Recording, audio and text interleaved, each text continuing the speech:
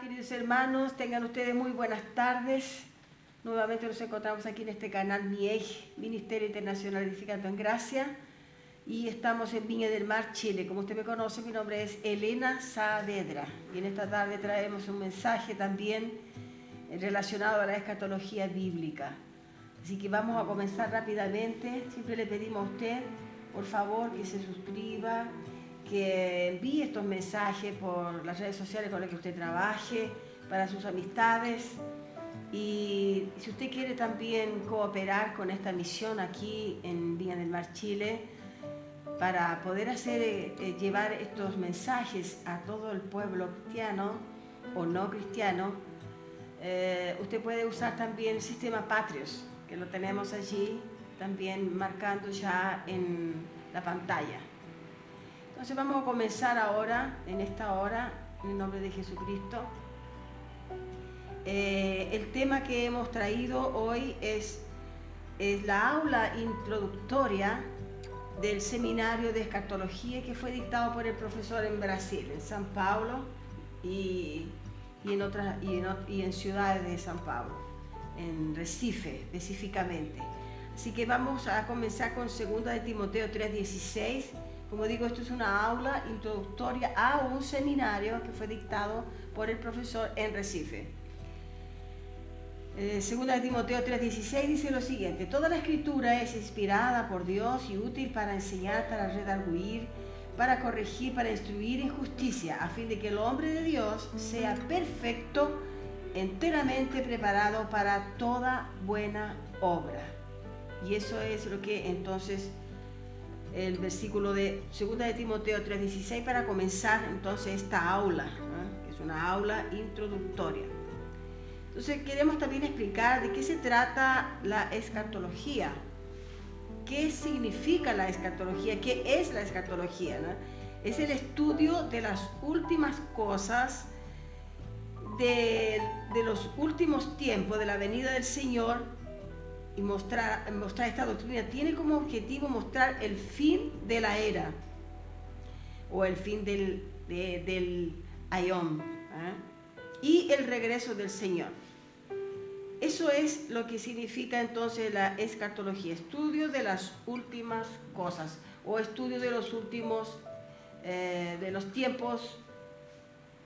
los últimos tiempos, el fin de la era y el regreso del Señor. Entonces, primeramente veremos el método futurista, que el método futurista es el método tradicional religioso,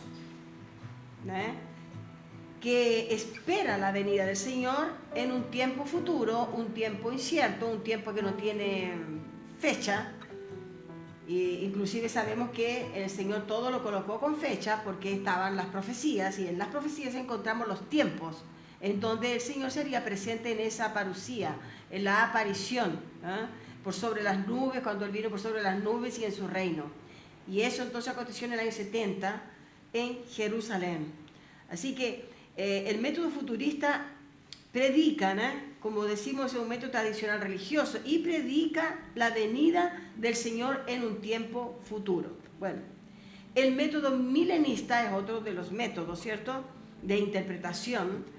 El método milenista o el método premilenista o postmilenista enseña que las profecías estarían se cumpliendo, que todavía faltan profecías que tendrían que cumplirse. Y eso también sabemos que es imposible conforme a lo que está escrito en la palabra. Y ese sería el método milenista, premilenista, postmilenista, es exactamente lo mismo. Ellos enseñan que las profecías se están cumpliendo. Segundo, el método preterista enseña que todas las profecías y la venida de Cristo ya se cumplieron en el año 70 después de Cristo y en Jerusalén, y es defendido por la palabra de Dios y también es defendido por los profetas. Este método preterista enseña entonces que todas las profecías ya se cumplieron y tuvieron cumplimiento en la venida de Cristo en el año 70 en Jerusalén.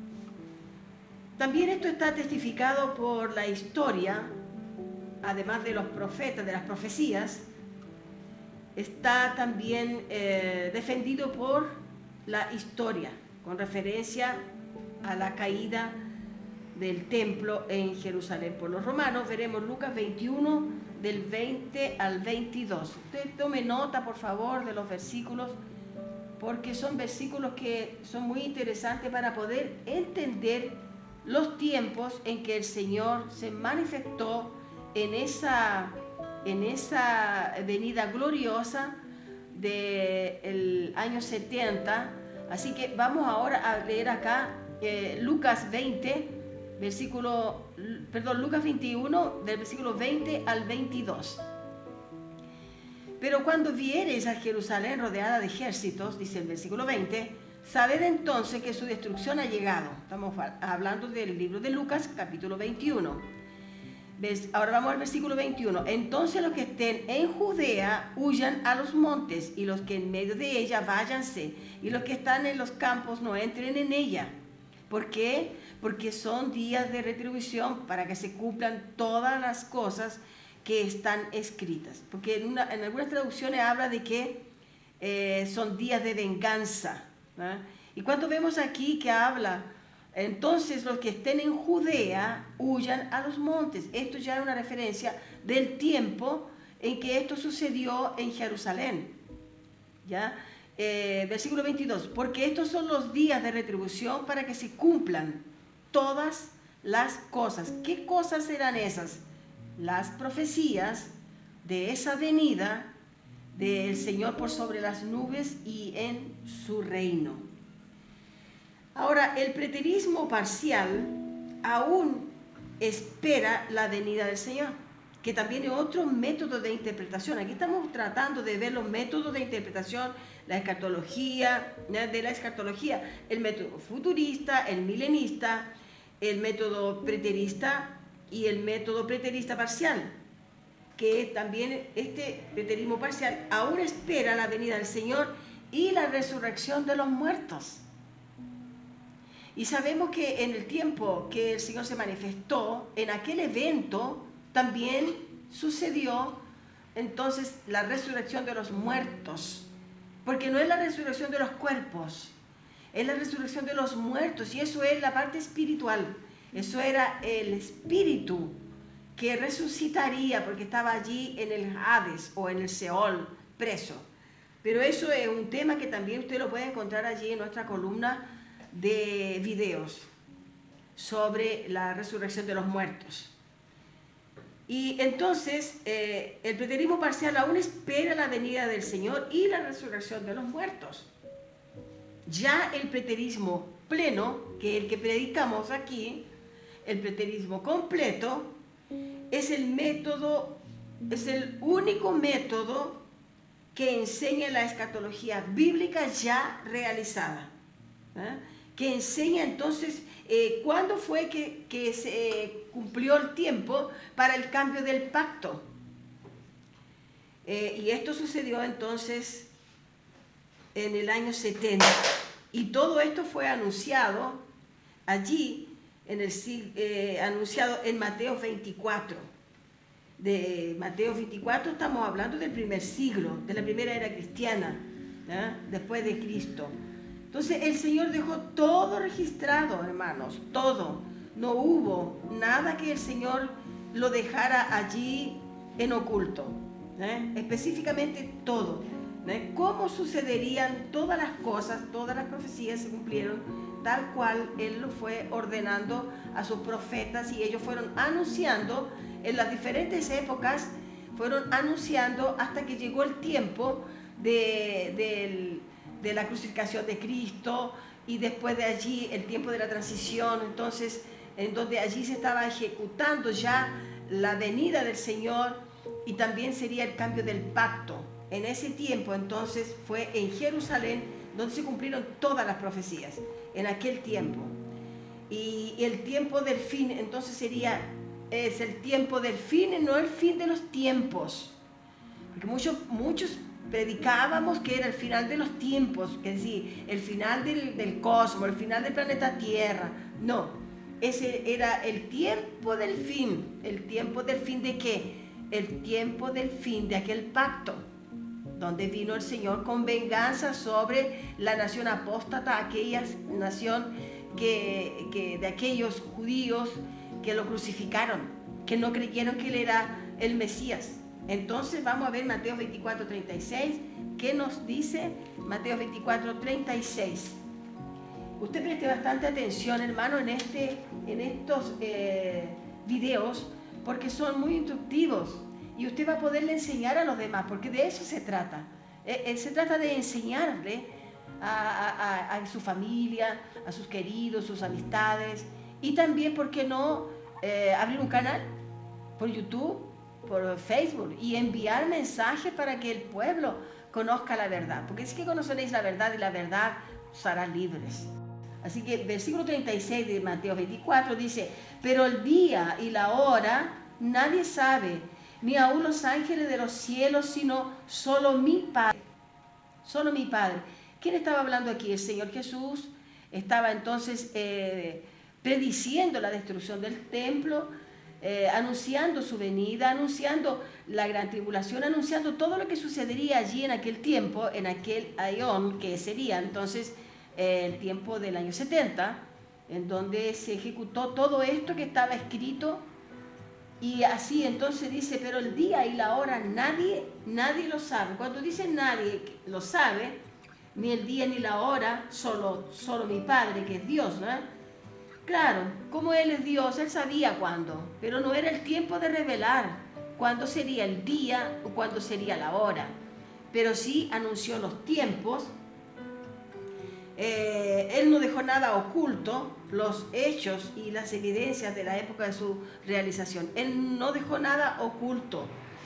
Él no podía manifestar la hora ni el día, pero no negó, no ocultó, no negó los hechos que evidenciarían la época de su realización. Ahora vamos a ver aquí en Mateo 24:3, que ya también lo hemos visto muchas veces. Y dice: y estando él sentado en el monte, que entonces estaba en un lugar particular con los discípulos, y estando él sentado en el monte de los olivos, los discípulos se le acercaron aparte diciendo: dinos, ¿cuándo serán estas cosas? ¿Y qué señal habrá de tu venida y del fin del siglo? Entonces, cuando hablamos del final del siglo, está hablando del tiempo de cuando Él vendría, el tiempo de esa parusía, el tiempo de esa aparición que Él tiene, que Él vino en una aparición gloriosa, que si no es físicamente, esto nadie vio al Señor cuando vino, sino que solamente vio los hechos, todos los hechos que Él predijo a través de los profetas, a través del apóstol Pablo y a través del apóstol Juan. Todo se cumplió en el año 70. Y esa fue entonces la venida en gloria que el Señor vino. Fue una venida gloriosa y en su reino. Mateo 24:3 dice eso, ¿no? Porque los discípulos le preguntaron dos cosas: ¿cuándo sería y qué señal tendrían?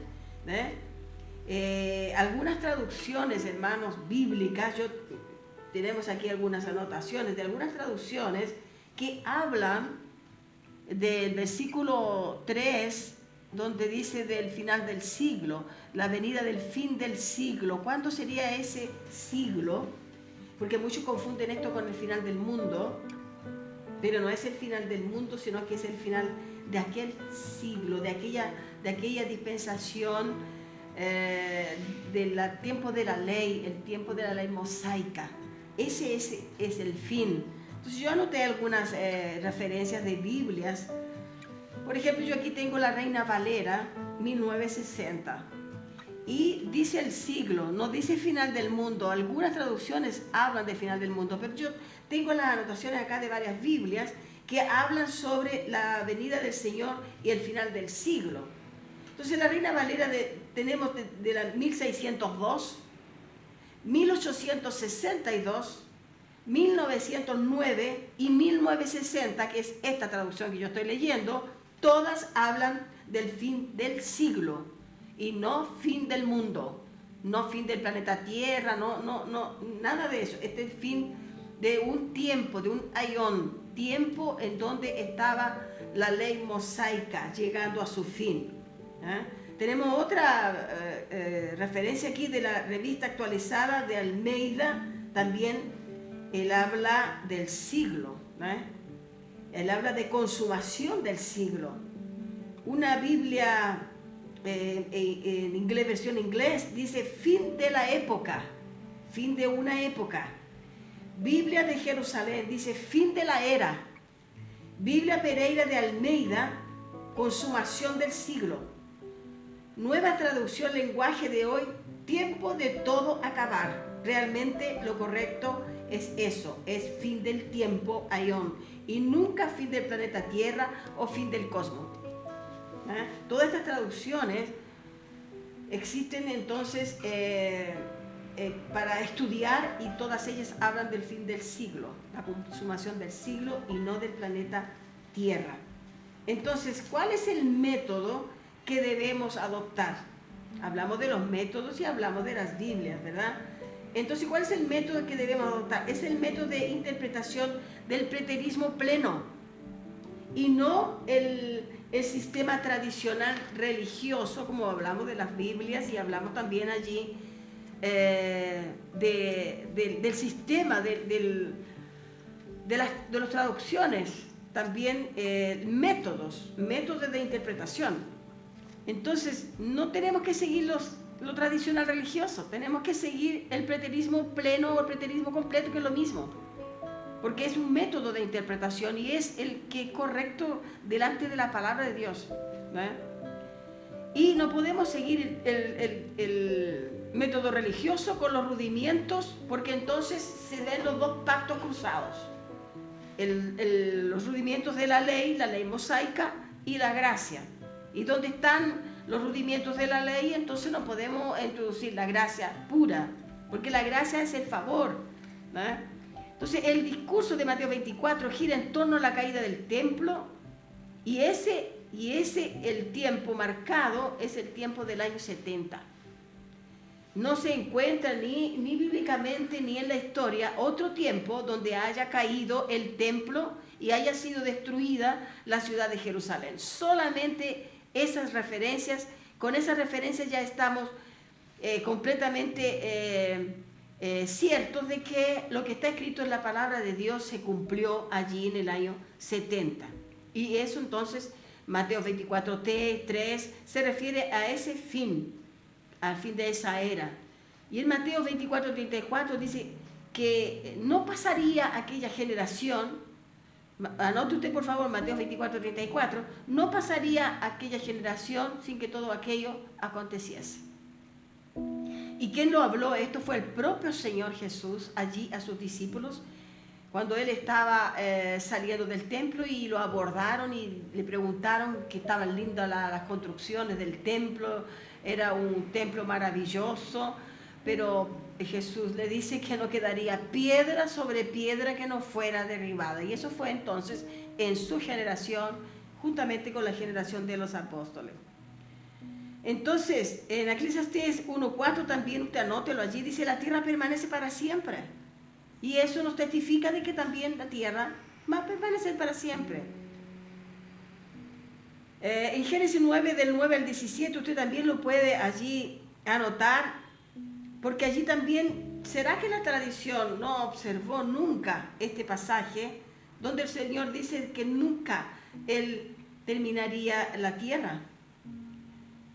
Para entender, tú tienes que leer en Génesis 9, del 9 al 17. Y en el Salmo 72, 5, dice que si el sol y la luna desapareciesen, entonces el propio Dios dejaría de existir. Entonces el propio Dios tendría fin. ¿Será que Dios miente? Esto no está escrito en la Biblia por la hermana Elena, ni tampoco por el profesor.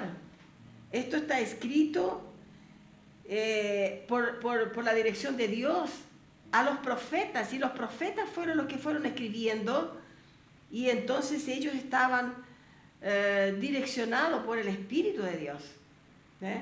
Entonces Dios creó la tierra y la estableció con firme fundamento. en Efesios 3:21, vamos a leer ese versículo, pero usted tome nota del libro de Efesios 3:21 también, porque también aquí tiene que haber algo muy interesante. Efesios 3:21, que dice lo siguiente: a Él sea gloria en la iglesia en Cristo Jesús por todas las edades.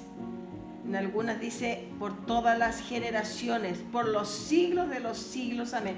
Entonces, Dios nunca va a acabar la tierra. Y esto fue escrito, Efesios, fue escrito en el año 58.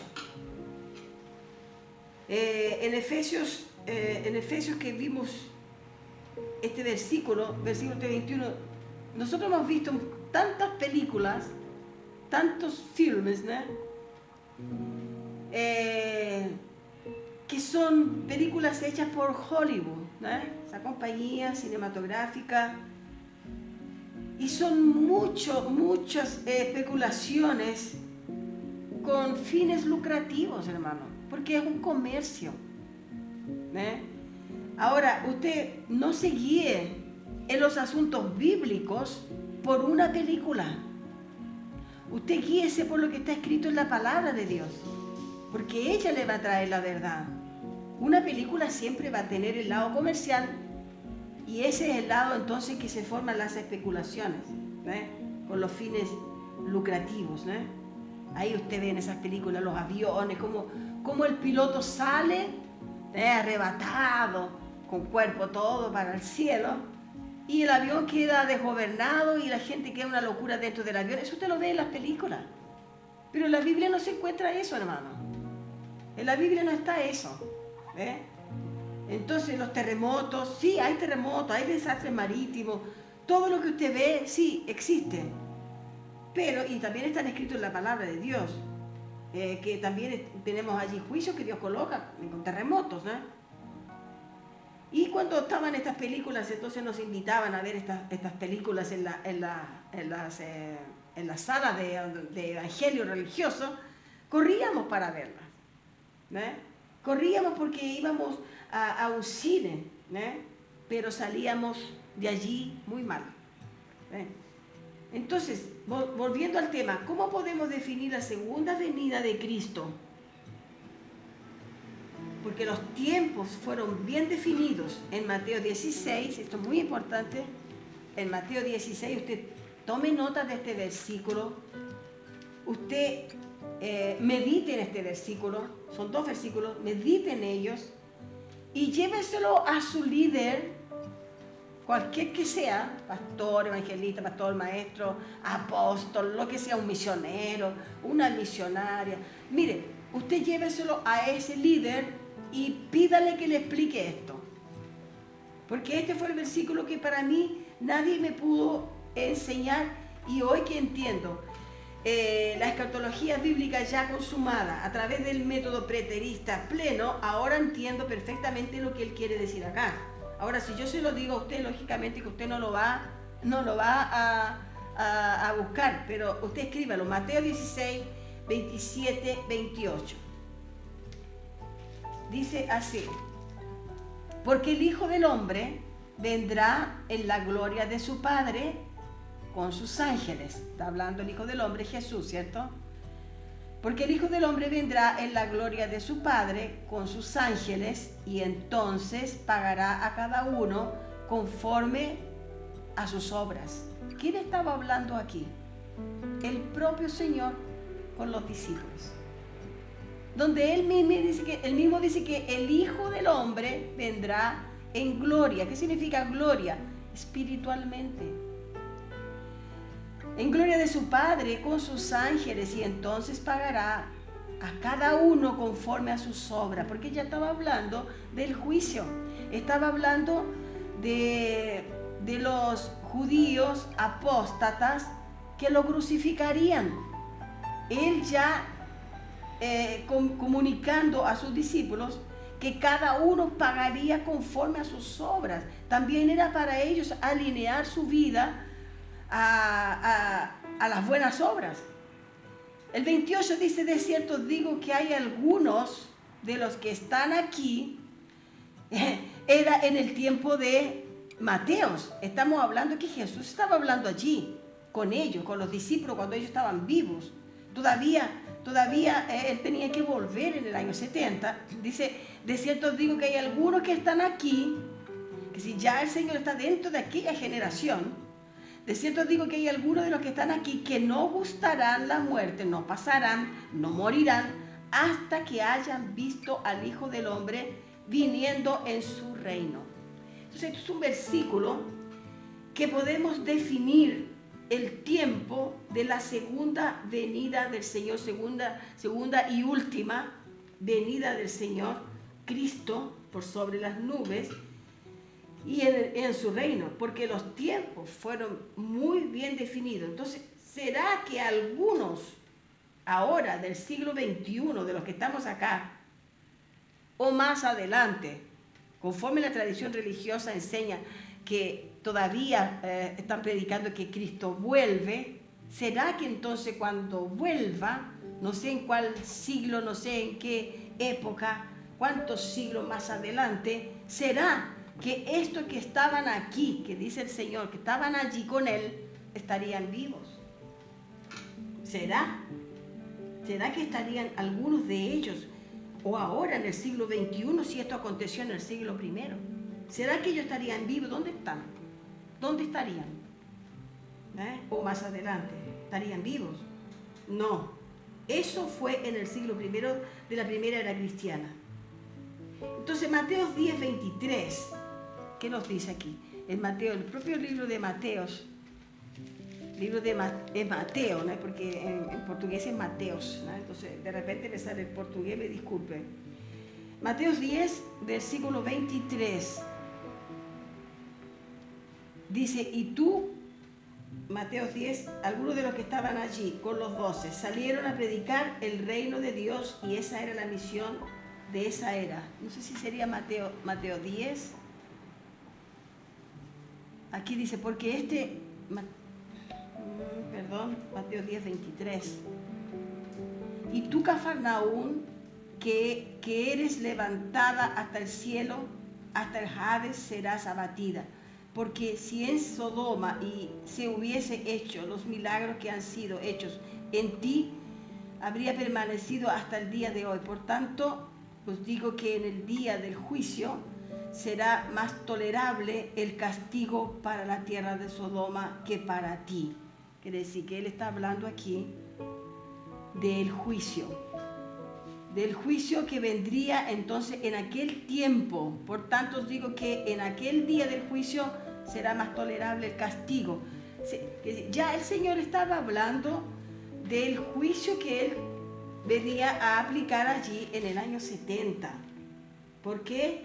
Porque hubo nación entonces donde hubo una nación, un grupo de judíos, escribas, fariseos, que crucificaron a Cristo. Así que algunos de los que estaban allí con los 12 salieron a predicar el reino. Salieron inmediatamente a predicar el reino de Dios que se acercaba, que ya estaba próximo, que estaba a las puertas, que era para arreglar la vida. ¿Se acuerda de que le enseñó entonces en Apocalipsis el apóstol Juan? El apóstol Juan, fue a predicar entonces a las 7 iglesias de Asia Menor, y el apóstol Pablo salió a predicar a sus contemporáneos primeramente y después se fue a los gentiles, pero todos salieron con una misión específica de enseñar que el reino de Dios se acercaba, el reino de Dios estaba próximo, y era en aquella era, y dice que hasta que venga el Hijo del Hombre no acabaréis de predicar el evangelio a todas esas regiones de Israel. Entonces les iba a faltar tiempo para poder predicar en toda aquella región que llamamos de Eucomene, que es la región habitada de aquel tiempo, de aquel siglo. Lo único que no se sabía era el día y la hora. Así que en Mateo 24 usted puede marcar allí que habla del tiempo, y en Mateo 16, 27, 28 habla el propio Señor, que le dijo que no pasaría esa generación, y le dijo que algunos de los que estaban allí estarían vivos. Y en Apocalipsis 1:7 dice que todo ojo lo vería y lamentarían todas las tribus. Cuando habla de tribus, son las tribus, son los lineajes de las tribus, de las 12 tribus de Israel, que estaban en aquel tiempo, no ahora. Y todos los que los traspasaron, los judíos, esos son los que verían, porque estarían allí vivos en aquella generación. Y esa la llamó la generación perversa, y usted puede ver eso en el libro de Mateo, capítulo 23, del versículo 13 adelante. Usted encuentra todos los hay que el Señor tiene allí, y los llama de raza de víboras, nación adúltera, generación perversa. Todo eso el Señor vino por causa de esa generación perversa. Entonces, este libro, también el libro de Apocalipsis, fue escrito por el apóstol Juan en el año 68, antes de la caída del templo en Jerusalén. Y la propia historia relata los acontecimientos del año 70. La traducción, la destrucción de toda Jerusalén en el año 70. Y esa fue entonces, como digo, la generación perversa. Ellos mismos pidieron el juicio. Y esto vamos a ver el último versículo, Mateo 27. Estamos aquí en el libro de Mateo. Tengo que acostumbrarme a decir Mateo, porque no es Mateos. Mateo 27, y el versículo 24 al 26. Y este sería el último de los versículos. Mateo 27, del 24 al 26. Dice, viendo Pilato que nada adelantaba, sino que se hacía más alboroto, tomó agua y se lavó las manos delante del pueblo cuando estaba ya haciendo un juicio sobre Jesús, o lo crucificaban o no lo crucificaban. Entonces dice, viendo Pilato que nada adelantaba, sino que se hacía más alboroto, tomó agua y se lavó las manos delante del pueblo, diciendo, inocente soy de la sangre de este justo, allá vosotros. Y respondiendo todo el pueblo, dijo, mire lo que respondió el pueblo judío, apóstata, que estaba en contra de Jesús y que querían crucificarlo. Respondiendo todo el pueblo, dijo, su sangre sea sobre nosotros y sobre nuestros hijos. Entonces le soltó a Barrabás, y habiendo azotado a Jesús, lo entregó para ser crucificados. Ellos mismos entonces aplicaron el juicio sobre ellos mismos y sobre su generación, sobre sus hijos. Pidieron juicio ellos mismos. Y eso es lo que está escrito en Mateo 27, 24 al 26. Con esto damos término entonces a este mensaje, que es un mensaje introductorio, ¿cierto?, del seminario de escatología bíblica ya realizada, dictada en Recife, Brasil, por nuestro profesor. Y yo estoy trayendo lo que él nos enseñó. Con esto le damos gracias a Dios y esperamos que usted haya marcado todos los versículos. Si no los ha marcado, escuche nuevamente el video y medite en esto. Gracias y paz.